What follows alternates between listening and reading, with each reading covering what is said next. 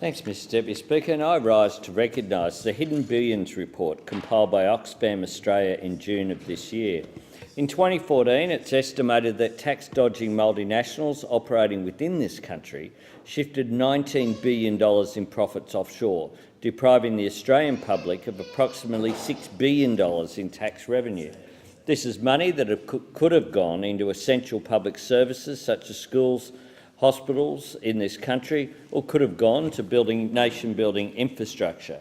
Furthermore, the report commissioned a poll that revealed 90% of Australians want this government to prevent all multinational corporations operating in Australia from moving their profits to tax havens overseas in order to avoid paying their fair share here. There's a real human cost to this practice both at home and abroad. Multinational corporations based in Australia and operating overseas are responsible for depriving developing countries of tax revenue. Large developing countries such as India and Brazil, as well as neighbouring countries such as PNG, Indonesia, Thailand and the Philippines, are being starved of millions of dollars in tax revenue, and Australian-based multinationals are part of the problem. In the Philippines, an estimated 1,700 new classrooms could be built per year up to 2020 with these concealed profits. Over the next 5 years, Oxfam estimates that Indonesia will be deprived of $360 million that could go towards education.